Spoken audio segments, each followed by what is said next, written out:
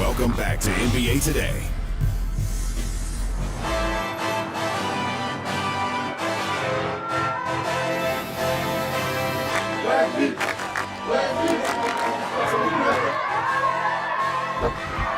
Bonsoir Paris. Victor steps through off the back. Oh! To himself. Sifu Victor.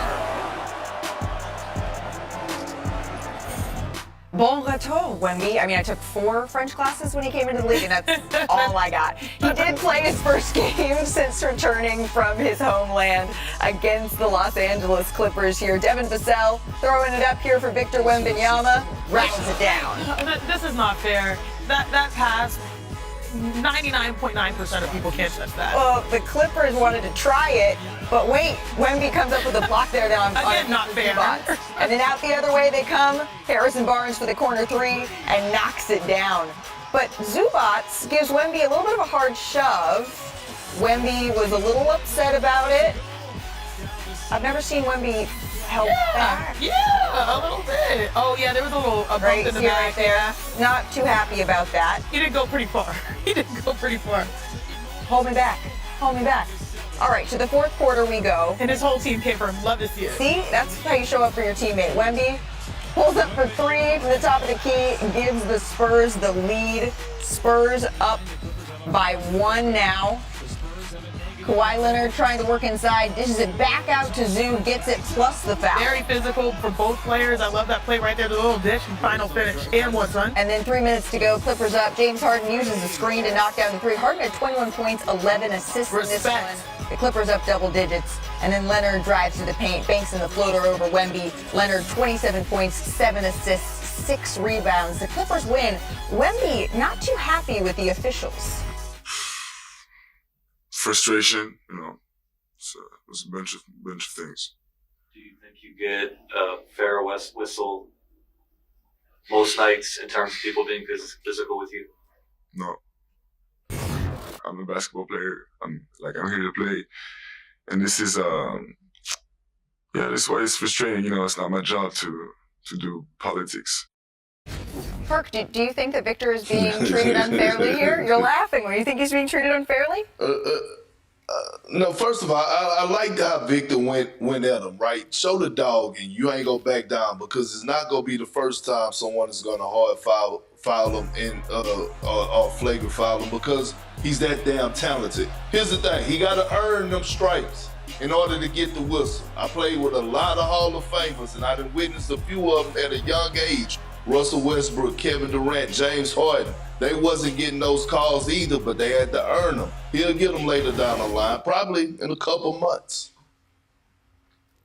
Yeah, that was really Victor. I've never really seen him talk like that after a game.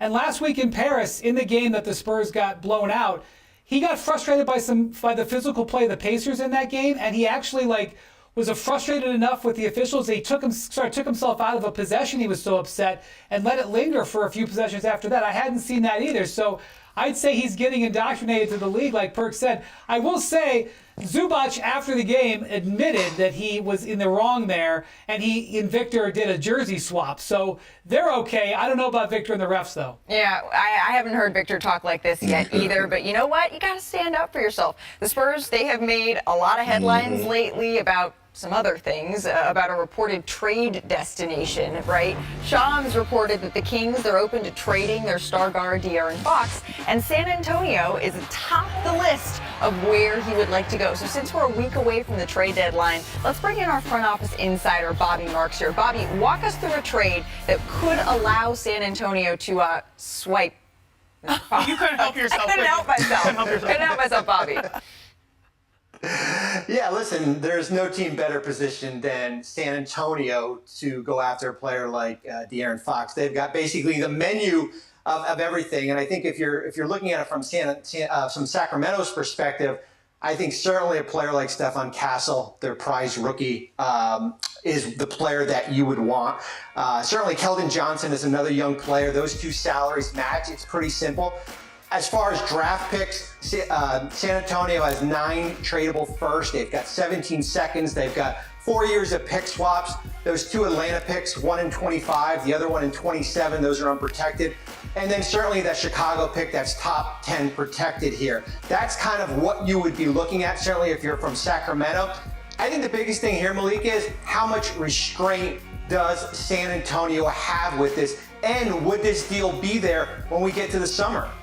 Yeah, Richard yesterday was adamant. Stephon Castle, in his mind, was a non-starter. Brian, do you think the Spurs would be willing to part with him? I would be very surprised. I mean, he's as untouchable as I think you could have. I mean, obviously, if there was Shai Gilgeous-Alexander or Luka Doncic on the table, I think they would consider it. I don't know if De'Aaron Fox rises to that level. They love Castle. They love, and they may believe that Castle could be comparable to De'Aaron Fox in a couple of years. And I was talking to an executive earlier today who said the Spurs are kind of in a tough spot here because everybody kind of knows, it's sort of the open secret that this is where De'Aaron Fox wants to go. The Spurs are under some pressure to deliver an offer like Bobby just outlined there because the player wants to go there and you need a player like that. So this is going to be a fascinating one. Obviously, Fox is an excellent player, but they love Castle.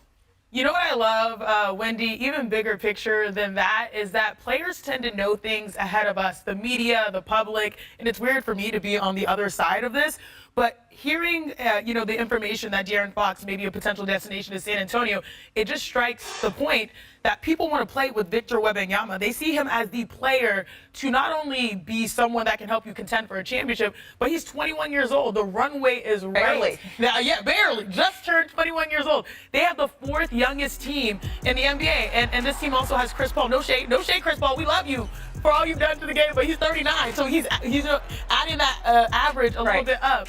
But, it's San Antonio, y'all, and I'm not throwing shade on my other fellow Texas City, but what Victor has done, I think the difference between last year and this year is the fact that he came in and he was discovering his game. People were critical of his three-point shot. People were like, can he bang in the post? He's adjusted in a way that is bringing out the best in not only him, but his teammates, and the entire league is taking notice. You hear Damian Lillard that he potentially wanted to go to San Antonio before he ended up signing with Milwaukee. Chris Paul actually ends up going there. AJ Debanza told Brian Windhorst that that's a place that he is looking at potentially when he comes into the league. But Bobby, we're a week away from the trade deadline. I know it's not just De'Aaron Fox that we are monitoring here. He was sort of a surprise domino that we could see fall. Is there another player or team that you have your eye on as we approach that deadline next week? Malika, I think there's 2 players. The one player that we haven't talked about at all, and because he's been injured, is Brandon Ingram in New Orleans. Here's a player on an expiring contract. He's making $36 million. Both sides have not been able to reach an extension here. I would certainly circle Ingram as far as in New Orleans, as far as being, certainly he's on the market right now, but as far as being traded by next Thursday here, I will say this. New Orleans 100% is going to make a trade. Now, if it's going to be Ingram, maybe they're going to get under the luxury tax. They're $1.4 million above it. They will make a trade 100%. We'll just have to see if it's going to be Ingram. The other player is going to be Andrew Wiggins in Golden State. Here's a player who had 27 points last night in that great win against Oklahoma City. And why I mentioned Wiggins, they're certainly linked with Jimmy Butler in Miami. Andrew Wiggins makes $27 million. That is a big number if you want to get up to that $48 million number at Butler. Andrew Wiggins, Brandon Ingram, Jimmy Butler, of course, De'Aaron Fox. We got a 4-hour trade deadline special next Thursday that will have you covered top to bottom. Bobby Marks will be there. Thank you so much for talking and stopping by NBA Today. The Suns are... How's it going, everybody? Villa Sports Network here. Just want to thank you guys for your support on the channel. Thank you guys for watching the video. Hope y'all enjoyed it. Also want to kind of remind you to don't forget to leave a like on the video, subscribe to the channel, and leave a comment on the video if you like as well. But regardless of the fact, thank you again for your support, and hope to see you on the next video.